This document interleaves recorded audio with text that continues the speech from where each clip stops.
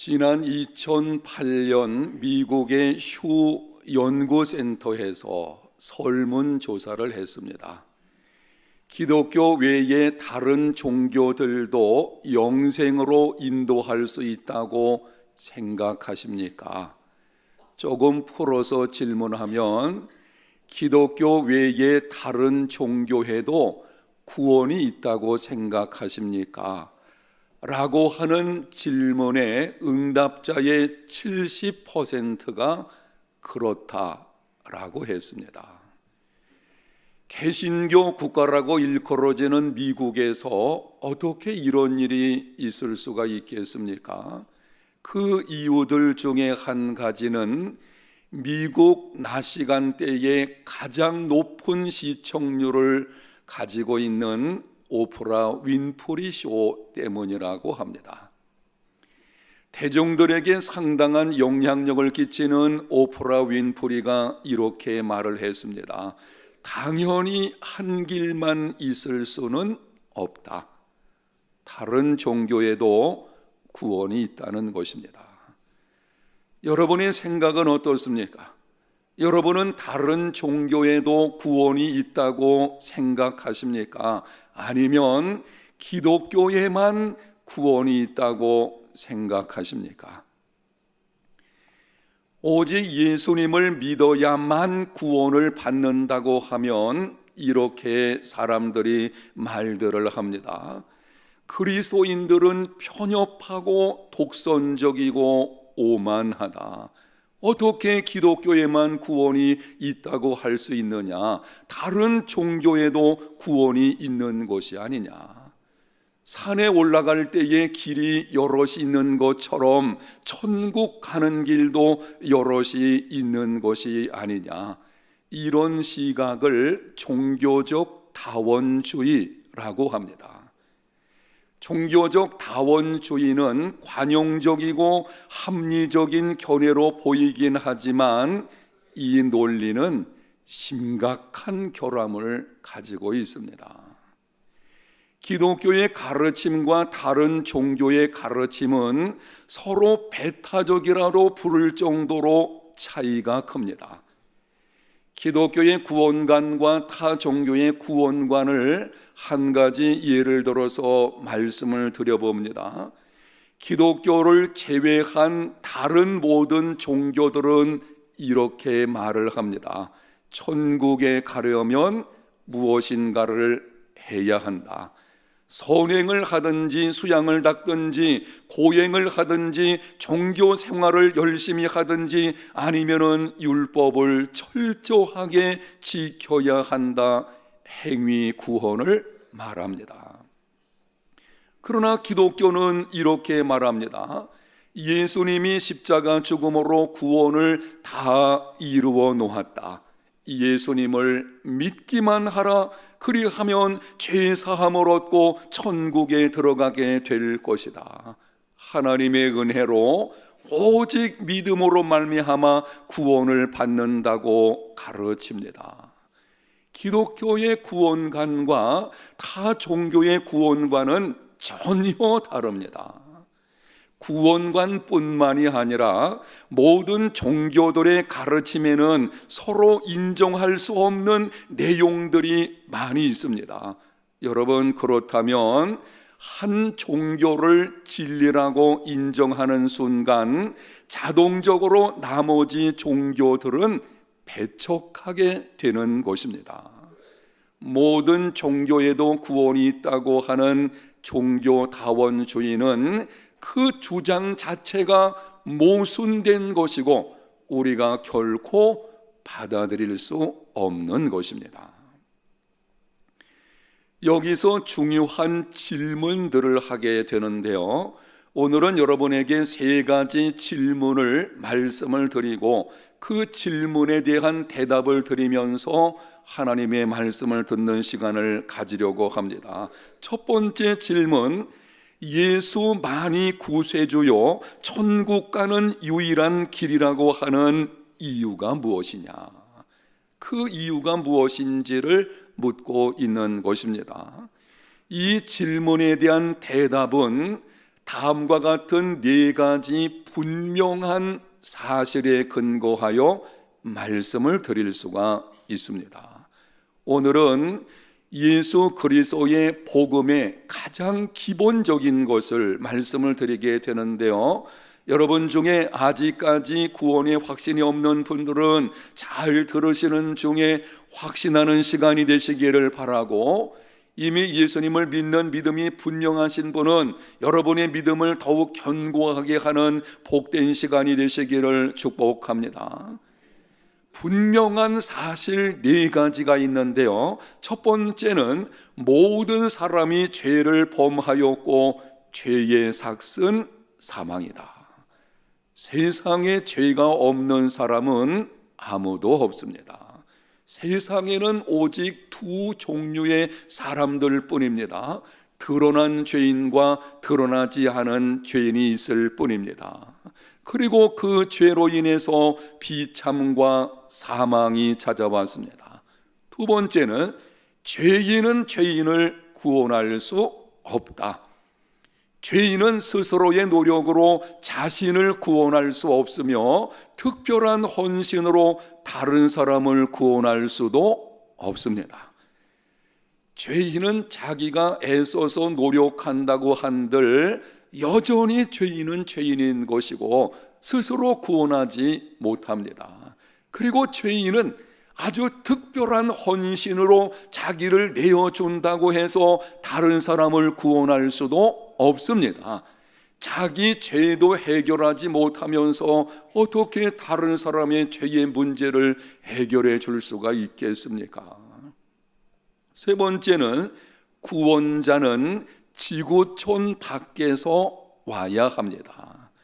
지구촌에 존재하는 모든 사람들이 다 죄인입니다. 그렇다면 지구촌 안에서는 구원자는 찾을 수가 없는 것입니다. 구원자는 반드시 지구촌 밖에서 와야만 합니다.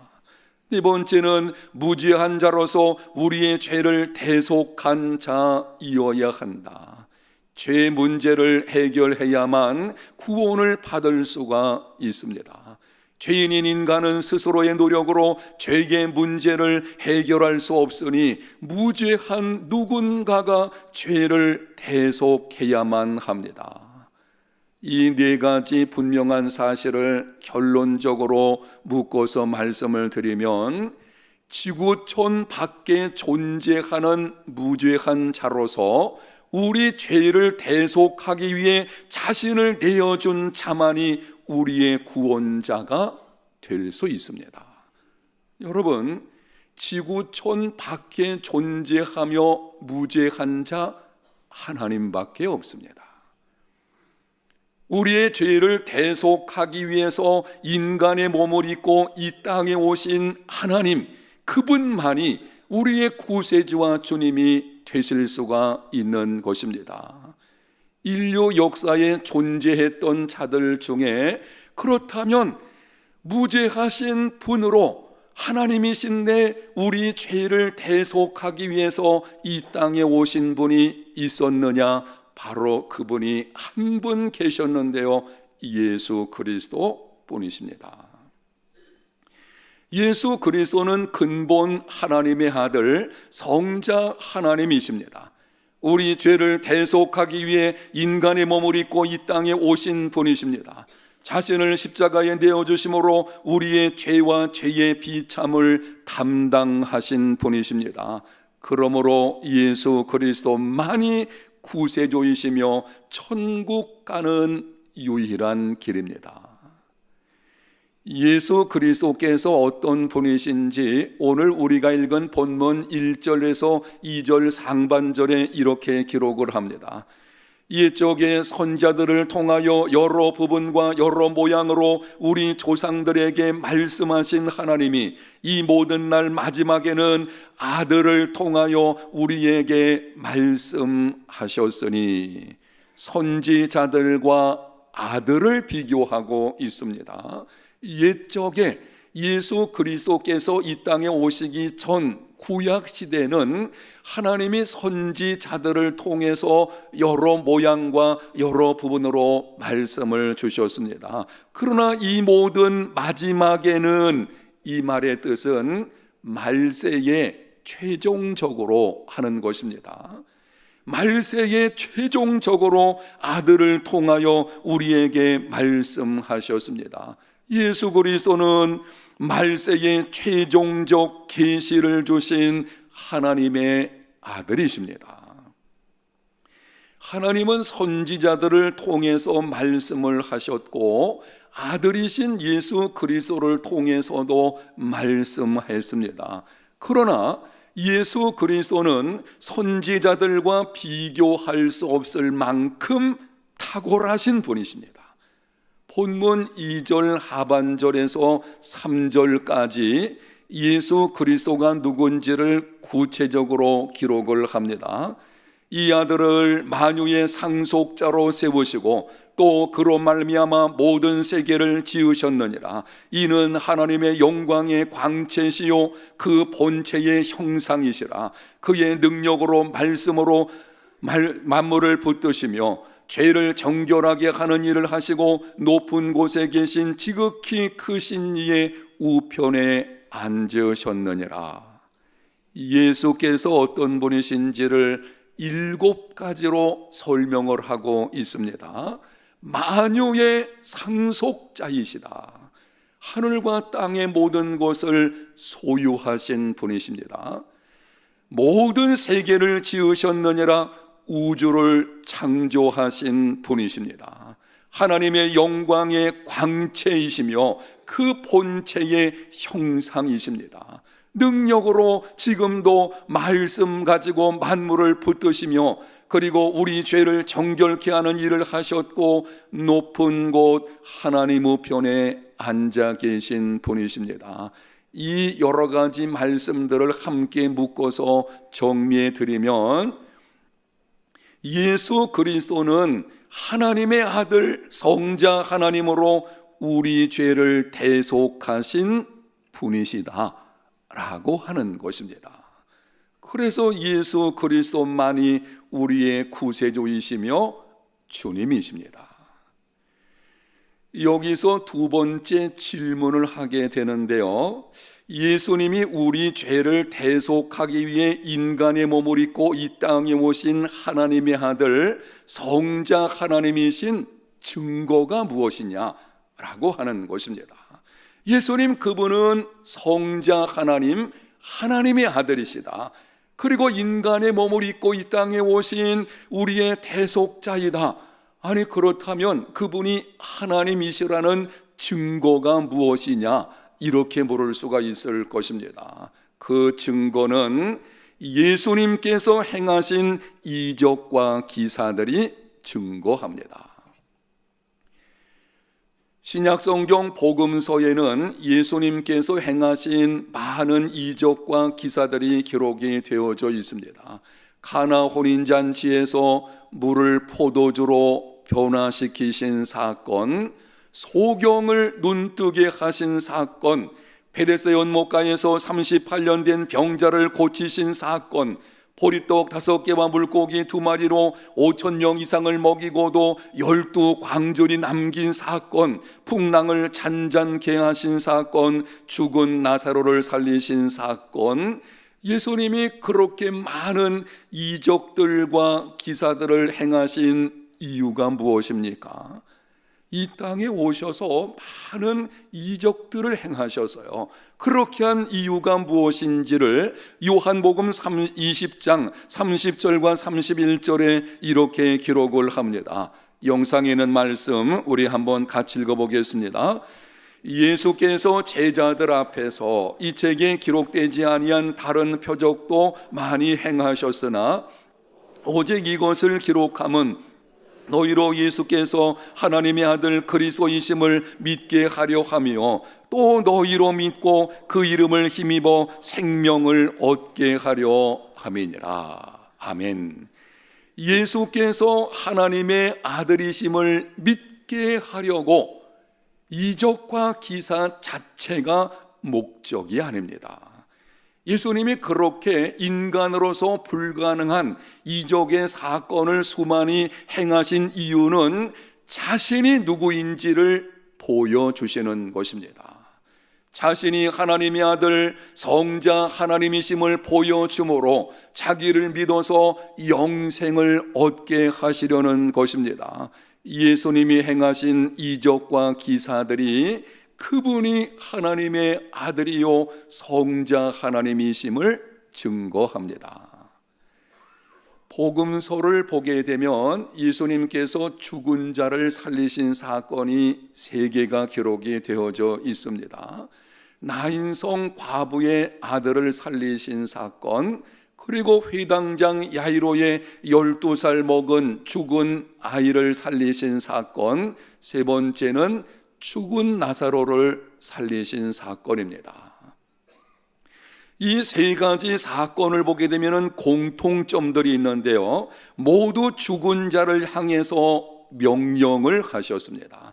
나인성 과부의 죽은 아들을 향해서 명령하십니다. 청년아, 내가 네게 말하노니 일어나라. 야이로 12살 먹은 딸을 향해서 명령을 하십니다. 소녀야, 내가 네게 말하노니 일어나라. 나사로의 무덤가에 가셔서 돌을 옮겨 놓으라고 하신 후에 명령하십니다. 나사로야, 나오너라. 그리고 그 명령대로 죽은 자들이 다시 살아났습니다. 성경에 보게 되면 예수님만 죽은 자를 살린 것이 아니고 다른 신앙의 위인들도 죽은 자를 살리신 경우들이 여럿이 기록이 되어 있습니다. 베드로가 죽은 사람을 살리신 사건도 있고 사도 바울이 죽은 사람을 살리신 사건도 있습니다. 구약시대에 엘리야와 엘리사 선지자가 죽은 아이들을 살리신 사건도 있습니다. 여러분, 그러나 신앙 위인들 혹은 선지자들이 죽은 자를 살리신 사건과 예수님이 죽은 자를 살리신 사건에는 엄청난 차이가 있습니다.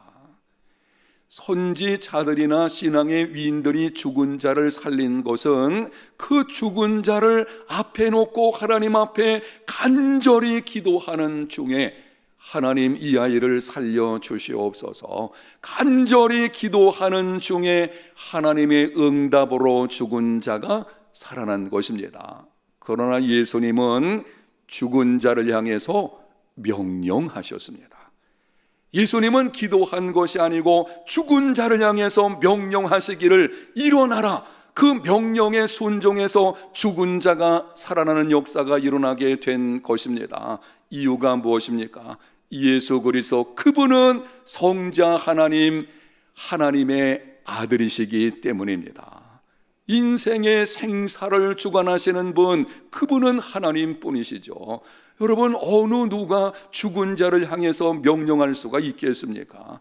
명령한들, 어떤 사람이 죽은 자를 향해서 명령한다고 한들 그 사람이 일어날 리가 없을 것입니다. 그러나 예수께서 말씀하시니 그 명령에 순종해서 죽은 자가 일어나게 되어지는, 예수 그리스도는 인간의 생사화복을 정하시는 하나님이심을 보여주시는 것입니다.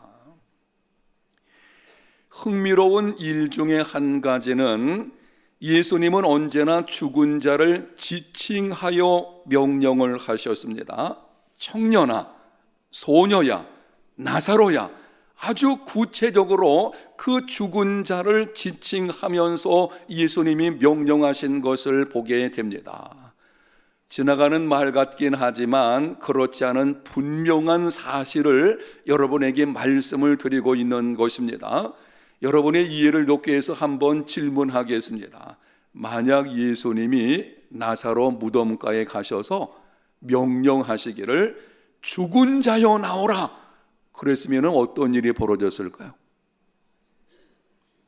인류 역사에 살았던 죽은 모든 자가 아담부터 시작을 해가지고 다 일어났을 것입니다. 이건 그냥 지나가는 말이 아니고 그분은 하나님의 아들, 성자 하나님이시기 때문에, 그래서 예수님이 죽은 자를 살리실 때는 아주 구체적으로 콕 찍어서 하시게 되는 것을 보게 됩니다.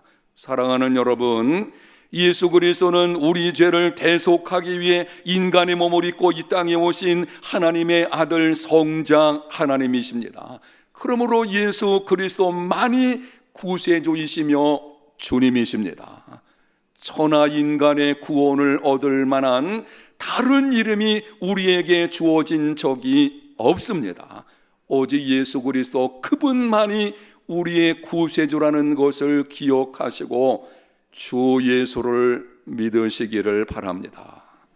구원받는 방법, 구원의 길은 다른 것이 있는 것이 아니라 지금 말씀드린 그대로 예수 그리스도 그분만 우리의 구원자라는 것을 기억하셔서 혹시 아직까지 예수님을 구세주와 주님으로 분명하게 영접하지 못하신 분들이 계시다면 성령의 은혜로 말미암아 예수님을 인격적으로 만나는, 그분을 구세주와 주님으로 영접하는 복된 시간이 되시기를 축복합니다. 세 번째 질문을 또한 하게 되는데요, 하나님의 아들 예수님은 지금 어디서 무엇을 하고 계시냐? 우리 죄를 대속하기 위해서 십자가에 죽으셨다가 3일 만에 부활하시고 그리고 승천하셨다. 그 다음에 예수 그리스도께서 어디서 무슨 일을 하고 계시는지 본문 3절 하반절에 이렇게 기록을 합니다. 높은 곳에 계신 지극히 크신 이의 우편에 앉으셨느니라. 어디에 앉으셨다고요? 하나님 보좌 우편에 앉아 계십니다. 죽으시고 부활하시고 승천하셔서 지금은 하나님 보좌 우편에 앉아 계신다 라고 분명히 성경이 우리에게 증거를 하고 있습니다. 여기 하나님 우편에 앉아 계신다는 것은 구원 사역과 관련해 가지고 매우 중요한 의미가 있습니다. 간략하게 두 가지만 말씀을 드리게 될 것입니다. 예수님이 하나님 보좌 우편에 앉아 계신다, 그것이 우리에게 구원 사역과 관련해서 어떤 의미가 있는 것이냐, 두 가지 간략하게 말씀을 드리면, 먼저 히브리서 10장 11절과 12절에 이렇게 말씀합니다. 제사장마다 매일 서서 섬기며 자주 같은 제사를 드리되 이 제사는 언제나 죄를 없이 하지 못하거니와 오직 그리스도는 죄를 위하여 한 영원한 제사를 드리시고 하나님 우편에 앉으사. 여러분이 영상에서 보고 있는 이 말씀에서 두 단어를 주목을 하십시오. 하나는 서서라고 하는 말이고 다른 한 가지는 앉으셨다라고 하는 것입니다. 구약시대 제사장들은 성전에 들어가서 제사를 드릴 때에 백성들의 죄의 문제로 인해서 짐승의 제물을 가지고 오면 그것을 하나님께 드림으로 말미암아 죄사함을 얻게 하는 그 일들이 이루어지게 할 때에 제사장들은 서서 있었다. 이 말은 그들의 사역이 끝난 것이 아니라는 것입니다. 그래서 그들은 매일 같은 제사를 반복해서 드리게 되는 것입니다. 이스라엘 전 백성들의 죄악을 문제와 관련해 가지고 1년에 한 번 대속제일을 갖게 되어지는데요, 그때도 매년 같은 제사를 하나님께 드리는 것입니다. 서서 일이 끝나지 않았다. 반복해서 계속 드리게 된 것입니다. 그러나 예수 그리스도는 자신을 죄를 위하여 한 영원한 제사로 드리시고 하나님 보좌 우편에 어떻게 계신다고요? 앉아 계시느니라. 무슨 뜻입니까? 구원은 완성되었다는 것입니다. 구원은 이미 예수 그리스도께서 죽으시고 부활하심으로 말미암아 완성되었어요. 조금 바꿔서 말씀드리면 구원은 이미 끝난 것입니다. 예수님이 다 이루어 놓으신 것입니다. 우리는 다만 예수님이 완성해 놓으신 구원을 하나님의 은혜로 믿음으로 말미암아 하나님의 선물로 받으면 되는 것입니다. 아멘. 구원받기 위해서 우리가 더 이상 무슨 선행을 힘쓴다든지 아니면은 종교 행위를 힘쓰든지 어떤 수양을 닦든지 그렇게 할 필요가 없어요. 구원받기 위해서 그렇게 하는 것이 아닙니다. 예수님 믿는 사람들이 선하게 살기를 힘써야 되죠. 그거는 구원받기 위해 하는 것이 아니고 이미 구원받았기 때문에 그 은혜에 감사함으로 행하는 것입니다. 구원은 완성되었습니다. 예수님이 하나님 보좌 우편에 앉으신 바로 그것이 구원의 완성을 보여주시는 것입니다. 또 한 가지 의미는 마가복음 16장 19절에서 20절에 이렇게 말씀을 합니다. 주 예수께서 말씀을 마치신 후에 하늘로 올려지사 하나님 우편에 앉으시니라. 제자들이 나가 도로 전파할새 주께서 함께 역사하사 그 따르는 표적으로 말씀을 확실히 증언하시니라. 여러분이 또 보시는 이 말씀에서 두 가지를 주목해야 되는데요. 하나님 우편에 앉으셨다라고 하는 말씀과 주께서 함께 역사하셨다. 하나님 우편에 앉아 계시는데요. 그분이 동시에 이 땅에서 당신의 백성들이 구원 사역을 이루어가는 데 있어서 함께 하셨다고 하는 것입니다. 하나님의 우편에 계시기도 하시고 이 땅에 우리 가운데 함께 행하시는 하늘과 땅에 존재하시는 무소부재하신 하나님의 아들이심을 우리에게 보여주시는 것입니다. 예수님은 하나님 보좌 우편에서 하늘과 땅의 권세를 가지고 자기 백성들과 함께 일하십니다. 십자가에서 완성하신 구원이 택한 백성들에게 온전히 이루어지도록 함께 하셔서 구원의 역사를 이루어 가십니다. 이거를 여러분의 이해를 돕기 위해서 구체적으로 나누어서 드릴 것입니다. 한마디 한마디 주목해 들으시면 좋겠습니다. 택한 백성들을 구원의 자리로 이끄시고 이미 얻은 구원을 잃어버리지 않도록 붙드시며 장차 완전한 구원을 얻도록 인도하여 주십니다. 그분이 하나님 보좌 우편에서 무슨 일을 하고 계시는가? 우리 가운데 계셔서 택함을 받았지만 아직 예수 믿지 않는 사람들, 그들을 구원의 자리로 이끄시는 일을 행하시는 것이고, 그리고 이미 예수님을 믿어서 구원받은 저와 여러분, 여러분이 가지고 있는 그 믿음이 잃어버리지 않도록 우리를 붙들어 주시고, 장차 주님께서 다시 오시는 그날 완전한 구원이 이루어지게 될 것입니다. 그날까지 우리를 인도하여 주시는 것입니다. 그래서 우리가 예수 믿고 이만하게 믿음 생활을 하고, 그래서 우리는 장차 주어질 그 완전한 구원을 소망하는 삶이 이루어지고 있는 것입니다. 사랑하는 성도 여러분, 우리의 구원은 확실합니다.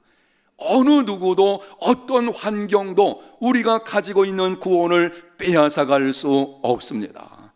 예수 그리스도는 하나님의 아들 성자 하나님이시기 때문에, 그리고 하나님 보좌 우편에서 지금도 우리의 믿음이 떨어지지 않도록 붙들어 주시고 완전한 구원은 그날까지 우리를 인도하여 주실 것이기 때문에 이 분명한 사실을 기억하고 견고하여 흔들리지 말고 소망 중에 살아가는 믿음의 걸음이 되시기를 바랍니다.